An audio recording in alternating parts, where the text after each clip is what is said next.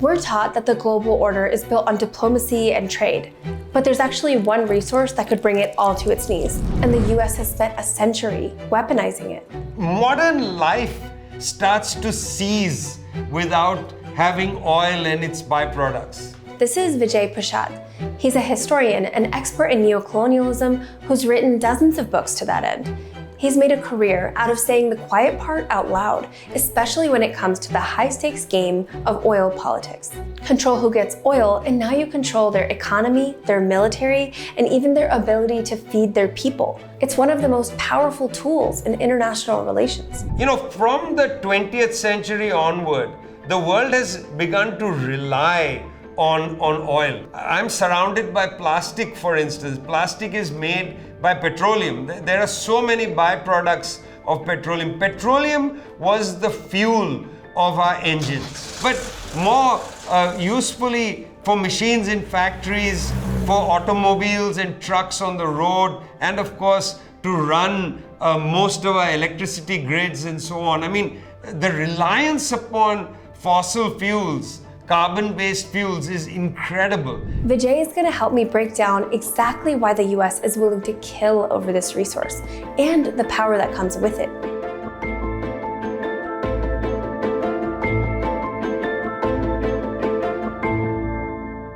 The US recently became the world's largest producer of oil, and it even exports more than it imports.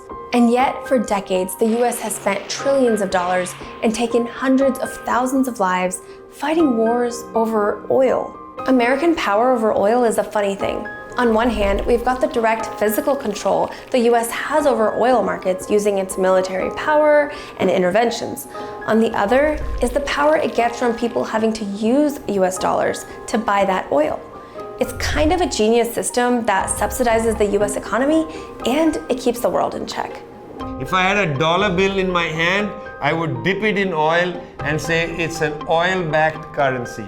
Most oil sales around the world are paid for in US dollars, no matter who the buyer or seller is. That constant demand for the currency keeps the US government funded in ways no other country could sustain. The United States government has to print a lot of dollars and allow them to be in international circulation. Well, what guarantees the dollar? It's not gold. United States left the gold system in 1971. But what if it's just paper that I'm holding? But really what gives you confidence is you know that burbling out of the earth are millions, hundreds of millions of tons of oil. That priceless black gold no one can get enough of. And once you see how that oil flows, everything else falls into place. There is no end to the demand for oil in the world market. There is no end. People need it to survive in the modern world. And that oil is traded in dollars. We know that currently the US runs the world, but how? Look at this thing hanging over the flow of oil. It's kind of a dam or a toll booth hidden in the middle of the global economy. Since the 1970s, the dollar has been the main currency used for oil sales, a system known as the petrodollar. If you're the leader of a nation and want to keep the lights on, you'll need to get some US dollars first. The dollar plays an enormous role in extraterritorial power for the United States. The dominion of the dollar is underpinned much more by control over oil than simply the overflights of an F-16. If a country even thinks about selling oil in another currency, the US starts to pay attention, and not in a good way. It could very well respond with sanctions, destabilization, or even war. Which brings us to the choke points. Shipping right now is the way to move major bulk commodities around the world. Bulk commodities cannot be flown in the air. Bulk commodities can't be trucked so easily around the world. So shipping is where it's at. You really have 4 choke points in the world. The 2 artificially created ones, the Panama Canal, the Suez Canal, the Strait of Hormuz, and the Strait of Malacca. 20% of the world's oil passes through the Strait of Hormuz, with an 84% of that going to Asia. And during the 2026 Iran war, this became the exact pressure point Iran used to challenge the entire system. Any country that's willing to buy petroleum and pay in yuan, you're welcome to transact the Strait of Hormuz, no problem. If they are using the Strait of Hormuz as a way to put pressure on the petrodollar market. This is precisely the weak point of the United States. When Iran restricted the flow of oil through Hormuz, it chipped away at the US's chokehold over the oil markets, because now Iran was offering an alternative to the petrodollar. If more and more countries start to lose faith in the dollar, this is going to create a serious economic crisis for the United States, because there is no other way for the US to manage its now habitual deficit spending. That is why it's going to fight tooth and nail with information and with war making to prevent this death spiral from returning home. But this system wasn't built overnight. To really understand US oil dominance, we have to look at what happened when Iran took a stand 70 years earlier. By the 1950s, oil had become the lifeblood of global power, helping drive some of the biggest decisions of World War II, from Hitler's push into Russia to Japan's invasion of Southeast Asia. Whoever controlled the supply of this liquid gold controlled the future. Now, this begs a fundamental question. Does a country which has a territory have the right to control the resources below the ground, on the ground, and above the ground? It's a pretty basic question. Pretty basic, right? In 1950s Iran, Prime Minister Mohammad Mossadegh thought so too. A British company, the Anglo-Iranian Oil Company, which later became BP, was extracting Iran's oil and paying the country a fraction of the profits. So Mossadegh led an effort to nationalize the oil industry. Under him, Iran would gain control of its oil and the assets of the Anglo-Iranian Oil Company. As you can imagine, the British were furious. The CIA and British intelligence overthrew Mossadegh. Within a year, all of Iran's oil operations were carved up among a bunch of companies from Western nations like the US and the UK, with about half of the profits going to Iran. The official justification was communism, that Mossadegh would hand Iran's oil over to the Soviets.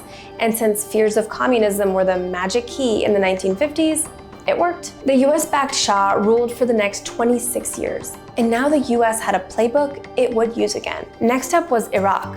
In 2000, Iraqis began to speculate moving away from the dollar system and utilizing a different currency.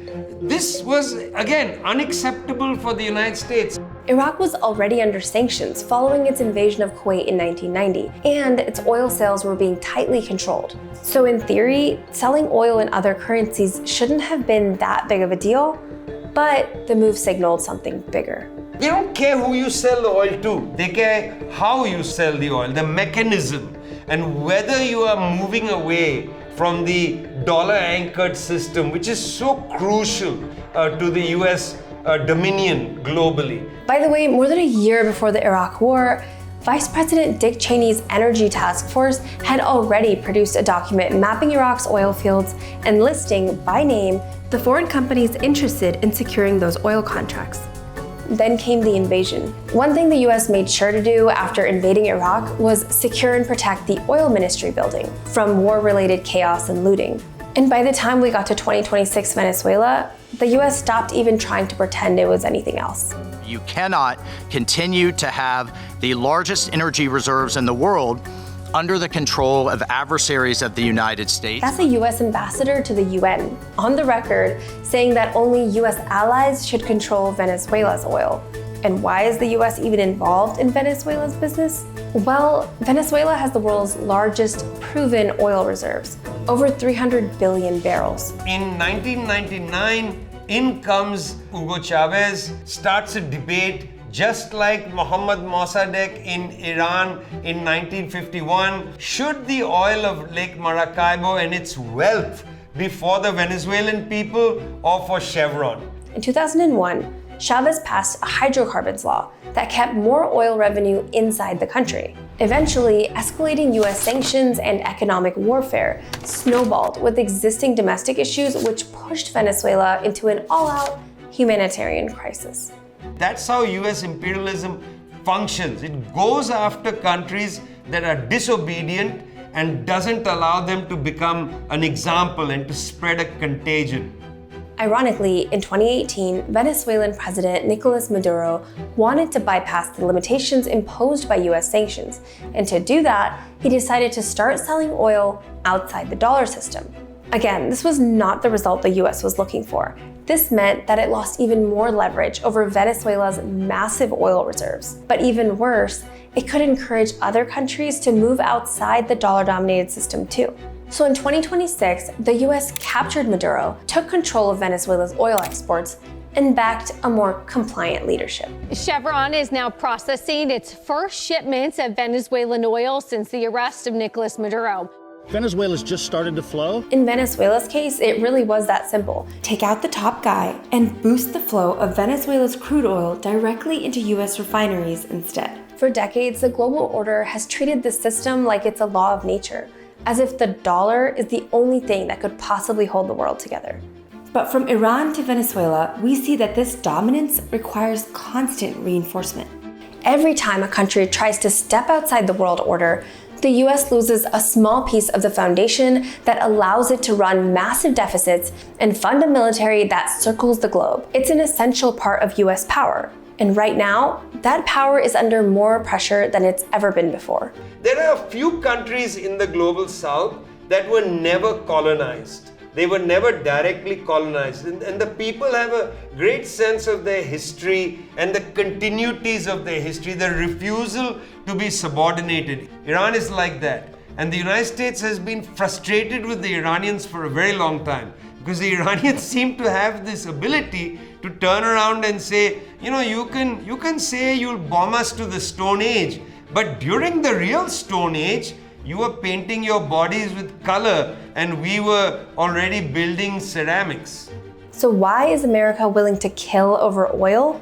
Because that black gold helps hold the US dollar at the center of the world. And without that, the floor beneath the US begins to shake. And as we've seen, the US will do just about anything to stop that from happening.